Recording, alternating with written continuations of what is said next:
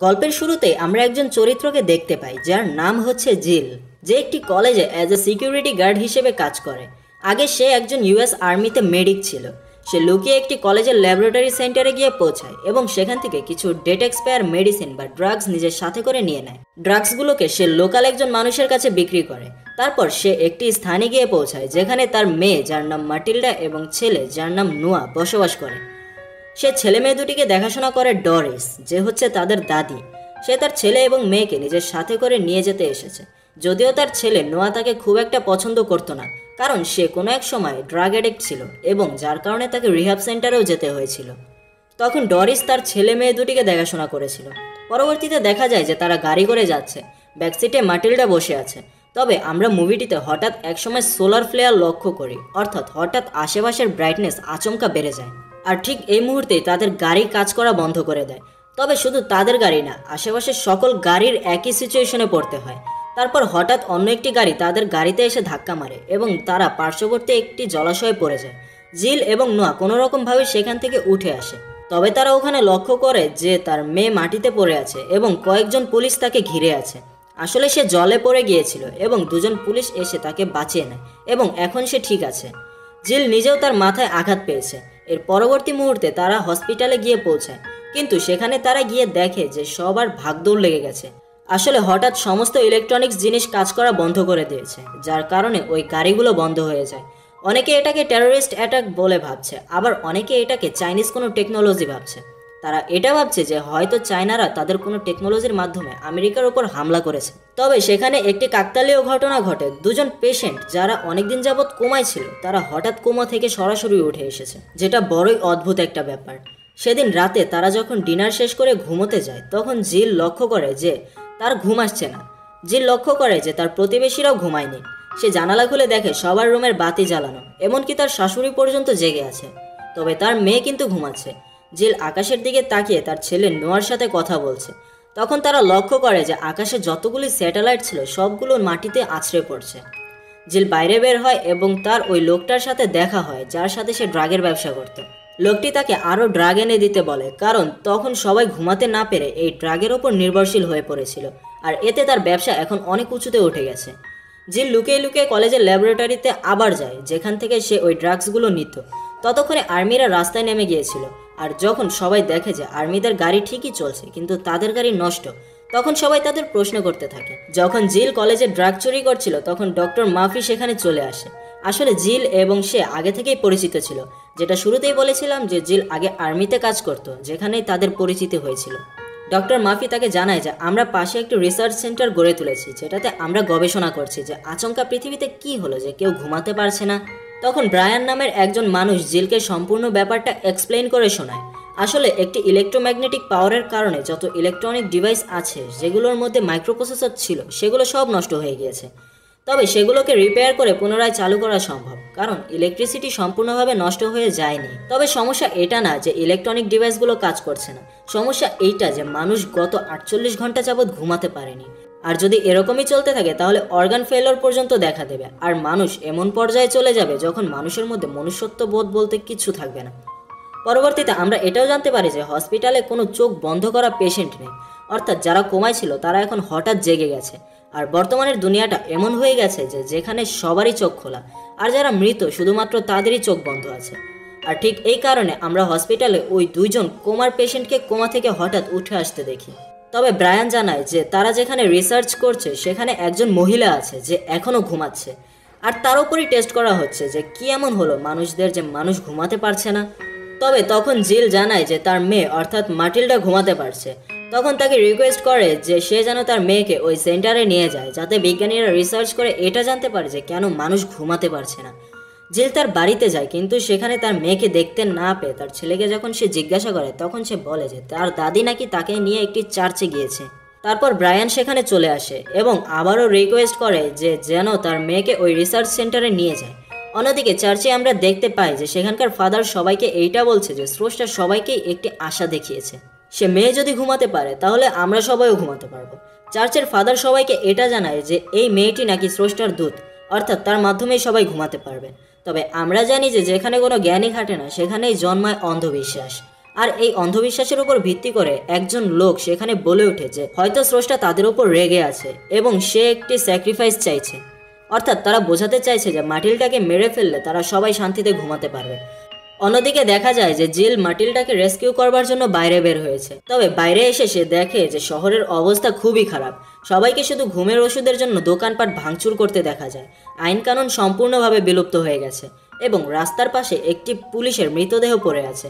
জিল সেই চার্চে গিয়ে পৌঁছায় এবং তার মেয়েকে নিয়ে যাওয়ার চেষ্টা করে। তবে সেখানকার লোকজন সেটাকে মেনে নিতে চায় না।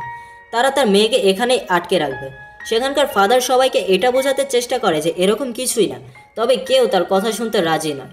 যখন কেউ তাদের কথা শুনছিল না তখন ব্রায়ান তাদেরকে থ্রেট দেয়, এটা বলে যে সে নাকি সমস্ত আর্মিদের নিয়ে আসবে। কিন্তু তখনই সেখানে থাকা একটি পুলিশ ব্রায়ানকে হত্যা করে। পুলিশটি তাকে মারার পর বন্দুক হাতে সব জায়গা দিয়ে ঘুরছে এবং সে মেয়েটাকে খুঁজছে যে এখনো ঘুমাতে পারছে, কারণ সেও ভাবছে যে ওই মেয়েটাকে বলি দিলেই সবাই ঘুমাতে পারবে। তারপর নোয়া ব্রায়ানের পকেট থেকে একটি ঠিকানা বার করে যেখানে ওই রিসার্চ সেন্টার করা হয়েছে। তারপর তারা ওই চার্চের ফাদারের সহায়তায় সেখান থেকে কোনোরকমভাবে বেরিয়ে যায়। তারা সেখান থেকে বেরিয়ে চলে যায় এবং রাস্তায় কোনো এক জায়গায় থামে যেখানে নোয়া ও জিলের কথা কাটাকাটি হয়। আসলে নোয়া তার বোনকে ওই জায়গায় নিয়ে যেতে চায় যেখানে রিসার্চ করা হচ্ছে, কিন্তু সেটা জিল চায় না। জিল তার মেয়েকে ওই সায়েন্টিস্টের হাতে দিতে চায় না কারণ সে মনে করছে যে তারা তার মেয়েকে হত্যা করবে। তবে অবশেষে জিল এই বিষয়ে রাজি হয়ে যায়। জিল একটি গ্যারেজে গিয়ে পৌঁছায় যেখান থেকে সে গাড়ি চুরি করবে। তবে সেখানে গিয়ে সে দেখে আগে থেকেই আরও দুজন ছিল সেখানে। আসলে সে দুজনও গাড়ি চুরি করতে এসেছিল। তারা একটি গাড়িকে ঠিক করে সেখান থেকে চলে যায়। তারপর জিল অপর একটি গাড়িকে ঠিক করে সেখান থেকে রওনা দেয়। তারা রাতের বেলায় ড্রাইভিং করছিল, তখনই হঠাৎ এক জায়গায় তারা থেমে যায় কারণ সামনে একটি গাড়ি অ্যাক্সিডেন্ট হয়েছিল। তারা লক্ষ্য করে যে সেখানে একজন আহত অবস্থায় পড়ে আছে। সে আহত ব্যক্তির চোখ খোলা ছিল, যদিও সে মারাত্মকভাবে আহত হয়েছিল তবুও সে অজ্ঞান হয়নি। যেমনটি শুরুতেই বলেছিলাম যে সবার চোখ খোলা থাকবে, কেউ অজ্ঞান হতে পারবে না বা কোমাতে থাকতে পারবে না। হয় তার চোখ খোলা থাকবে আর না হয় সে মরে গিয়েছে। আর এখানেও সেই একই ঘটনা ঘটেছে। লোকটি যন্ত্রণায় কাতরাচ্ছে তবুও সে অজ্ঞান হতে পারছে না, মারাও যেতে পারছে না। পরের দিন সকালে তারা ড্রাইভিং করছিল, কিন্তু তারপর তারা এমন এক ঘটনার সম্মুখীন হয় যেটার আশাও তারা করতে পারেনি। তারা দেখে যে কিছু উলঙ্গ মানুষ রাস্তা দিয়ে হেঁটে যাচ্ছে। আসলে এটা মানসিকভাবে বিধ্বস্ত হওয়ার এমন এক অবস্থা যখন মানুষ মনে করছে যে পৃথিবী ধ্বংস হয়ে যাবে। তবে সেখান থেকে তারা চলে যায়। তারপর তারা এক লাইব্রেরিতে গিয়ে পৌঁছায়। তার কারণ ছিল যে দুনিয়ার সব মানুষ মারা যাবে, শুধু তার মেয়ে মাটিল্ডা বাদে। অর্থাৎ এখানে এসে সে তার মেয়েকে প্রিপেয়ার করছে যে যখন কেউ থাকবে না তখন তাকে কিভাবে সার্ভাইভ করতে হবে। সে তার মেয়েকে গুলি চালানো শেখাতে চাইছিল, কিন্তু তার মেয়ে শিখতে চাচ্ছিল না। সে বলে যে সামনে গুলি করো, কিন্তু তার মেয়ে সামনে গুলি করবে না। মাটিল্ডা বলে যে সামনে তার ভাই নোয়া আছে, কিন্তু এ কথাকে অগ্রাহ্য করে দিয়ে তার মা জিল সেখানে বুক সেলফে একটি গুলি চালায়। তার পরের মুহূর্তেই তার ভাই সেখান থেকে বেরিয়ে আসে এবং জিল এটা দেখে অবাক হয়ে যায়, কারণ সে ভাবছিল যে নোয়া এখনও গাড়িতেই আছে। সে ভুলেই গিয়েছিল যে তার ছেলে ওই লাইব্রেরিতে আছে। অর্থাৎ ধীরে ধীরে মানুষের চিন্তাশক্তি কমে যাচ্ছে।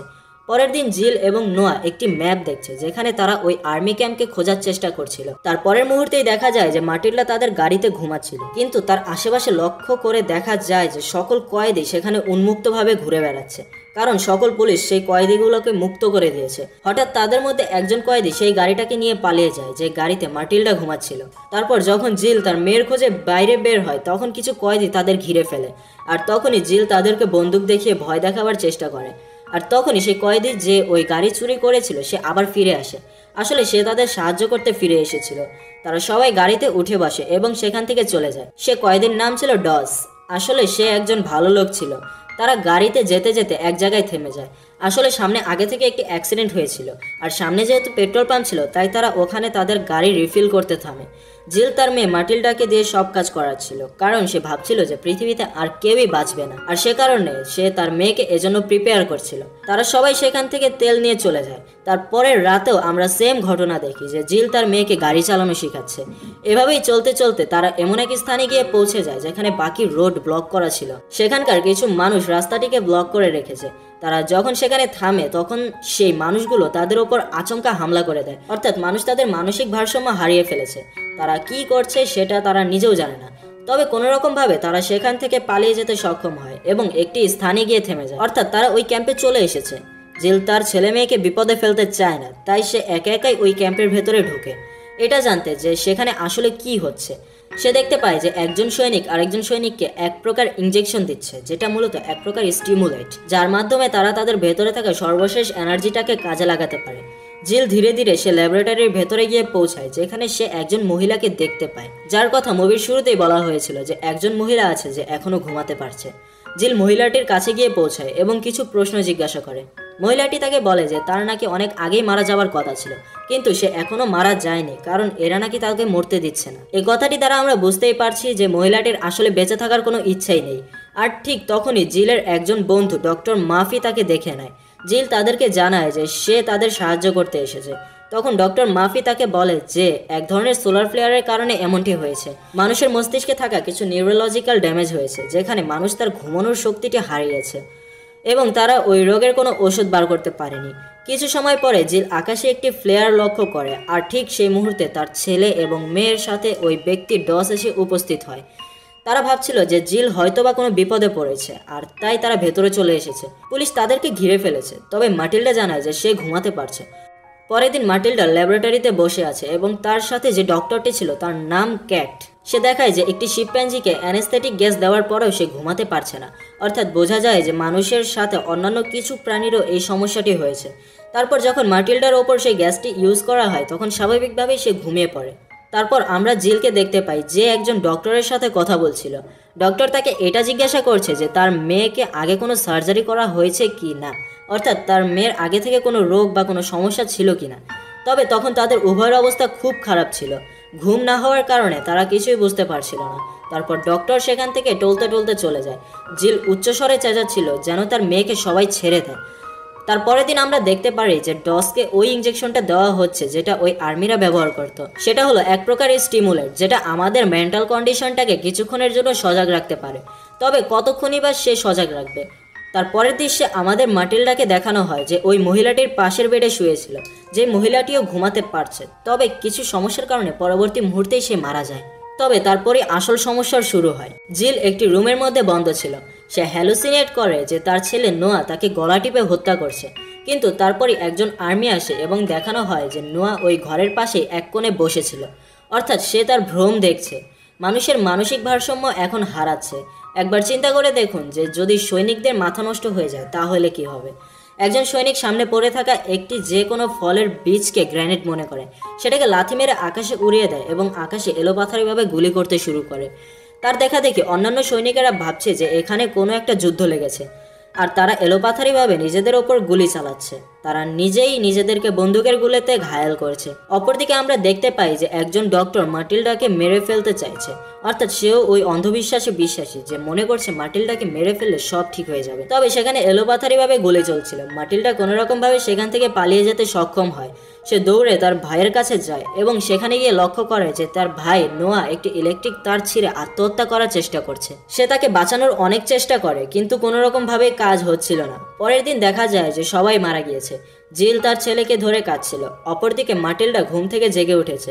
তার পরের মুহূর্তে আমরা জানতে পারি যে নোয়া মারা যায়নি, সে এখনও জীবিত আছে। অন্যদিকে আমরা দেখি যে জিলের সম্পূর্ণ শরীর ছেড়ে দিয়েছে, সে আর হাঁটতে চলতে পারছে না।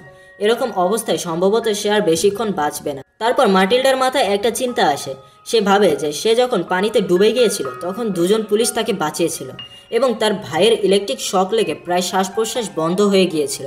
তারপর হয়তো তার চেষ্টাতে সে আবার প্রাণ ফিরে পেয়েছে, অর্থাৎ তারা উভয়ে মৃত্যুকে খুব কাছ থেকে দেখেছে। অপরদিকে আমরা যদি ওই মহিলার কথা চিন্তা করি যে শুরুতেই ঘুমাতে পারছিল, সেও মৃত্যুর পথ থেকে ফিরে এসেছিল। তারপর মাটিল্ডার মাথায় এই চিন্তা আসে যে মানুষকে বাঁচানোর একটা উপায় আছে, আর সেটা হলো তাদেরকে মৃত্যুর একদম কাছাকাছি নিয়ে আবার ফিরিয়ে আনা। আর এখানে মাটিল্ডা আর নোয়ার কাছে আর কোনো উপায় নেই, তাই তারা তাদের মাকে বাঁচানোর একটা শেষ চেষ্টা করে। তারা তাদের মাকে পাশের জলাশয়ের পানির নিচে নিয়ে যায় এবং ততক্ষণ পর্যন্ত সেখানে রাখে যতক্ষণ না সে রেসপন্স করা বন্ধ করে দেয়। তাদের পরিকল্পনা অনুযায়ী সময় মতো তার মাকে সেখান থেকে বের করে আনা হয়। তার পেটে চাপ দিয়ে পানি বার করবার চেষ্টা করা হয়। এভাবেই চলতে থাকে এবং কোনো এক সময় তার মা একটি দম নেয়, আর সিনেমাটা এখানেই শেষ হয়। এবার বলবো এমন কিছু বিষয় নিয়ে যেগুলো আপনার মাথায় এসেছে, যে মৃত্যু থেকে ফিরে আসলে কিভাবে তারা সুস্থ হয়ে উঠছে। এটাই তো, যে কোনো ইলেকট্রনিক্স ডিভাইসের একটি রিসেট বাটন থাকে। যদি কখনো তাতে কোনো সমস্যা হয় তাহলে আমরা সিম্পলি রিসেট বাটনটাতে ক্লিক করি, কিন্তু মানুষ তো আর কোনো ডিভাইস নয়। মানুষের কোনো সমস্যা হলে আমরা রিসেট বাটন কোথায় পাবো? তাই এখানে মৃত্যুর মুখ থেকে ফিরে আসাটাকেই রিসেট বাটন হিসেবে ধরা হয়েছে। সোলার ফ্লেয়ারের মাধ্যমে মানুষের মাথায় ওই নিউরোলজিক্যাল ড্যামেজ হয়েছিল। মানুষ যখন মৃত্যুর পথ থেকে ফিরে আসছে তখন সেই ড্যামেজটা আপনা আপনি ঠিক হয়ে যায় এবং সে ঘুমাতে পারে। আশা করছি গল্পটি আপনার ভালো লেগেছে। যদি এমনটি হয়ে থাকে তাহলে নিচে লাইকের বাটন আপনারই জন্য। এরকম ভিডিও পরবর্তীতে আরও পেতে সাবস্ক্রাইব করে পাশে থাকা বেল আইকনটি বাজিয়ে রাখবেন। অবশেষে থ্যাঙ্কস ফর ওয়াচিং।